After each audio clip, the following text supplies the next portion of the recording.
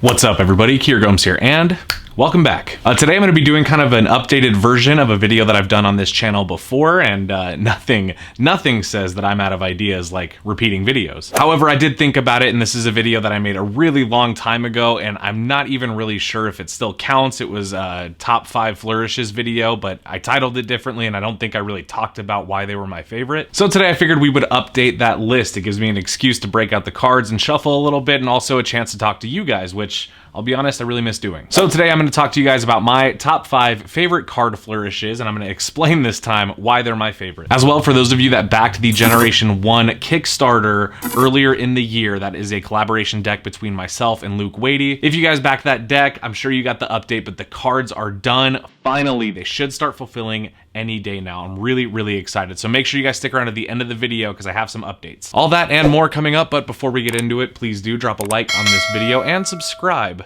if you haven't already. Okay, now that's important. Without further ado, let's roll that intro and get you guys on your way.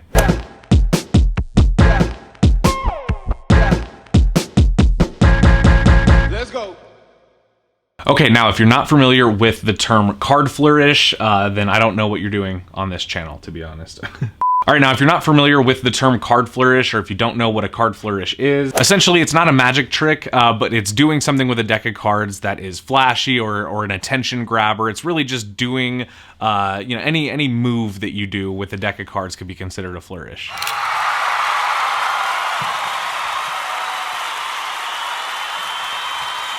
For example, if you're flourishing with like a pen, you might just like twirl it around in your hands or do whatever. Same thing kind of goes for a deck of cards. Anything big, any motion that manipulates or moves the cards or shuffles them around could be considered a flourish. Now there's all kinds of different ways to flourish a deck of cards, and there are many people out there that are far better and more precise at it than I am. However, I'm somebody who uses cards every single day, and as such, I think I'm entitled to my favorite of the ones that I can do.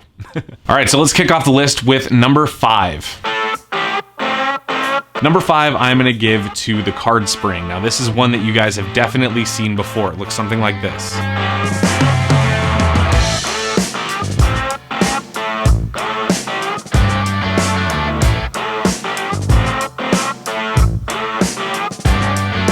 The card spring was really kind of like the first flourish that I ever saw, or at least the first one that I remember seeing. You know, I had probably seen magicians do other stuff with cards before, but the first thing that I really like that stood out to me was the card spring. And that's one that it sticks with you. You know, once you do it, you get addicted to it. If you have a deck of cards in your hands and you know how to do the card spring, you'll just find yourself doing this all day long. It's a very satisfying move. It doesn't actually shuffle the cards at all.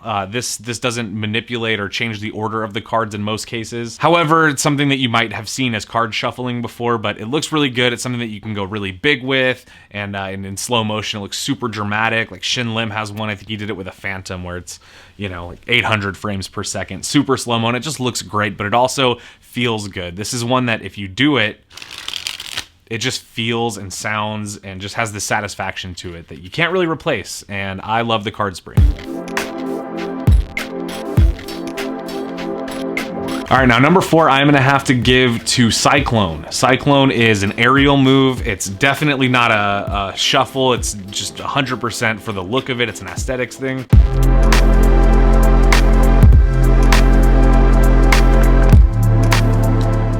It was created by Chris Ramsey, and that's actually where I learned it. I learned it on his YouTube channel a long time ago, and I still love the move.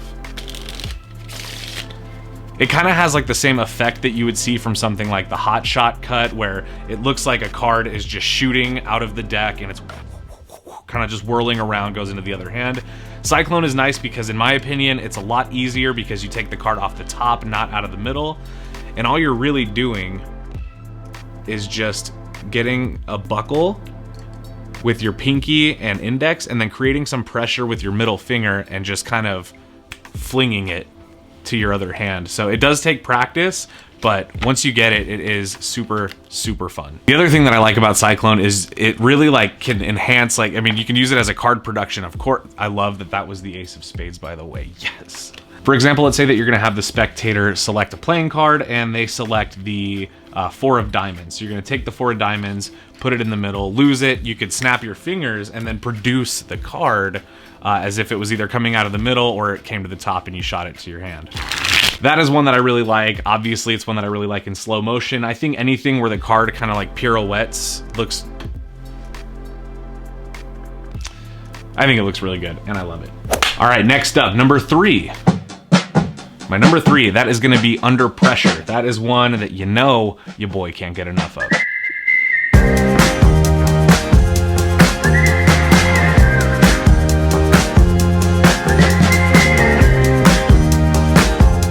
Under Pressure looks like this. Now, this is a move that was accidentally created. If I'm not mistaken, it was actually the result of attempting to do a pressure fan. A pressure fan is basically the same move, but you end up fanning the cards. Now, pressure fans are really hard on your cards. They do put a bevel in them, so you have to do them both ways. The same thing goes for Under Pressure. This is one that you want to use if you're trying to like break in a new deck, for sure. Springs, anything where you're beveling the cards, so like a spring, you know, bevels them outward like that, and then maybe you turn them around, you do Under Pressure the other way, and it really works in the cards, kind of loosens them up and just makes them easier to use, and they feel better and last longer and all that fun stuff. The thing that I like the most about Under Pressure is that depending on the angle that you do it, like if you do it straight on, it looks great. Let me do it one more time for you guys. And I know the B-roll is probably playing it as well, but it looks really good from straight on.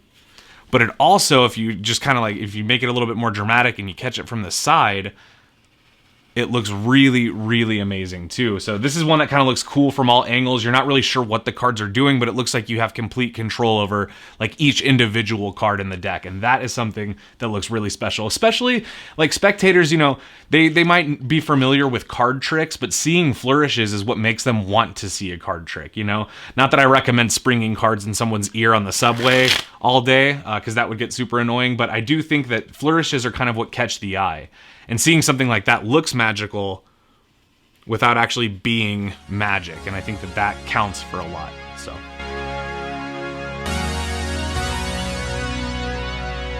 All right, we got 2 left. And I think coming in at number 2 is gonna be Hexa, which is an original move that I have taught on this channel.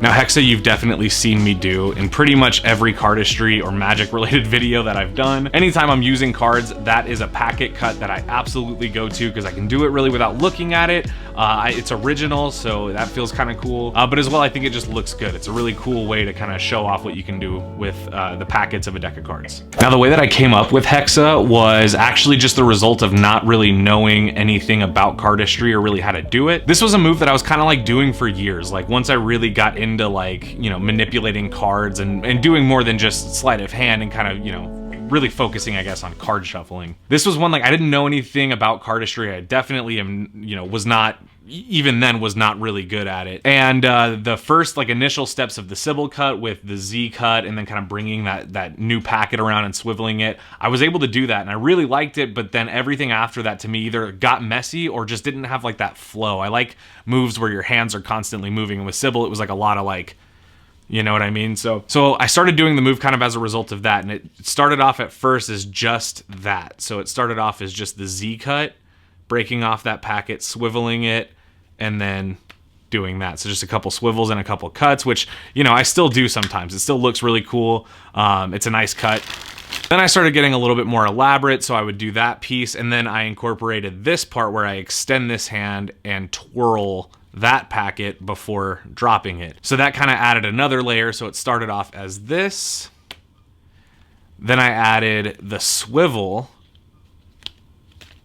And then after the swivel came the Charlier cut in the left hand. So then I started doing this, then I would swivel it, turn the packet over and drop it. And then I started ending things with my version of backdrop, which is, I guess, the cheater's version where it's a little bit easier. Apparently not for me. By the way, I should include backdrop in my top 5 because I use it so much, but I'm not going to include it because I use it kind of as an extension to every other flourish. You know what I mean? Although I do it on its own a lot. it would be like having to include the Charlier cut in a favorite flourish just because you use it a lot. And I don't really think that counts. All right, now before we get into my final one, my number one favorite flourish of all time, here are some honorable mentions. Gotta give an honorable mention to the thumb fan, of course. I feel as if magicians without the thumb fan would kind of not have a lot going on. That's like one of the first things that people are drawn to when it comes to card tricks. Next one, I'm gonna have to say the Revolution cut. Let's see if I can do a good one at this angle. Let's see if I can just do a good one for you guys. It's hard with your arm extended out, let me tell you. And my last honorable mention has to be Bloom by Zach Mueller.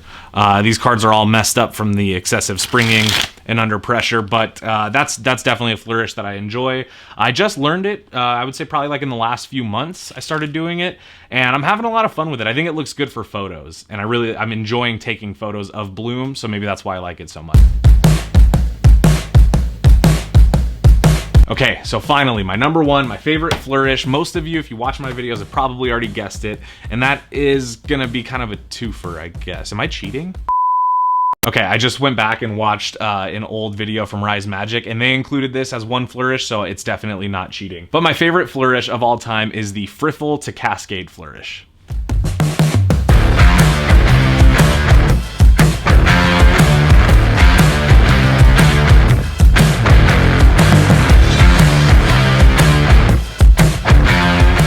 Now, I've been doing the Cascade for a long time. If you go back a couple years on my videos, I've been doing it essentially since like my first video that I've uploaded on YouTube. It looks like that. That's the Cascade. So one of the things that I like most about Cascade is that it does actually shuffle the cards. So the only prerequisite for the Cascade is knowing how to Pharaoh your cards. And if you do that, it'll actually shuffle the cards up one for one. So that does effectively shuffle the deck of cards. So it's a flourish, but it's also something you could use in a Magic routine that makes sense, that could kind of belong there. Now the Friffle, okay, the Friffle was the hard one for me. So I used to do the Cascade all the time, but I could never do the initial step of the two-part flourish, which is the Friffle, which looks like this. At first, just trying it gave me anxiety. It just, nothing would work. Either all the cards would fall at once or none of them would fall and they would just sit there. And it got really frustrating. So I just kind of put it down and I never went back to it. And then recently, I actually did a post on Instagram about this when the new Slow Hands decks came in, these ones. When we got these decks, I told myself that I needed to take the time to sit down and learn Friffle once and for all, be able to do it. And I did. I spent a long time, I'm still working on it, but I got to a point where I can now do it pretty comfortably, and it looks okay some of the time. But either way, I love it. I'm definitely addicted to doing it. This is one that, like, Pharaohing cards is already special and it feels so good, but then friffling and then cascading them is really amazing. And that's something that if you don't know how to do it, I'll find some tutorials or link them below. Or if you want to see one, I can make one for you guys now that I know how to do it properly. All right, guys, so those were my top 5 favorite card flourishes and a few honorable mentions sprinkled in there. But of course, I want to hear from you. So let me know down in the comments what your favorite card flourishes are and why. As well, leave links to tutorials to where you learn these, because obviously, as you guys can see from this video, I could use some updating, so leave me links to tutorials, drop them below. Oh yeah, and if you're here about the Generation 1 update, hang on.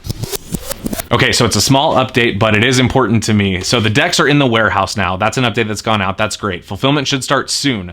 But I got a special delivery from Luke, and it is the first look at the Generation 1 posters. So this is the design of the Ace of Spades. This is what the Ace of Spades looks like.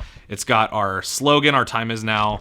It's got the neons, the maroon and teal.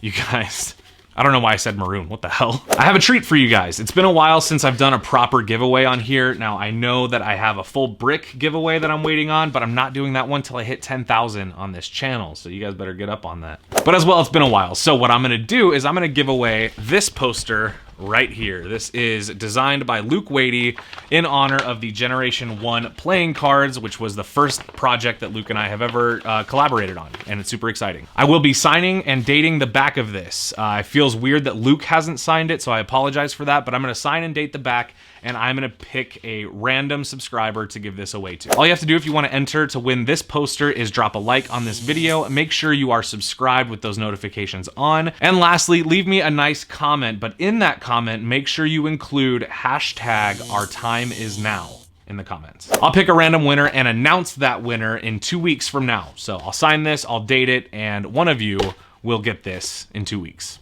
All right, so there's your update. There's my list. There's the top 5. There's everything you guys clicked on this video for. So thank you so much if you made it this far. You are one of the real ones, and I appreciate you the most. As always, make sure you drop a like on this video if you did like it. It does help me out more than you probably know. And of course, I hope you all have a wonderful rest of your day. I know I will. And I'll see you guys in the next one. Peace. By so fast, and every moment counts, baby. I don't wanna miss a thing.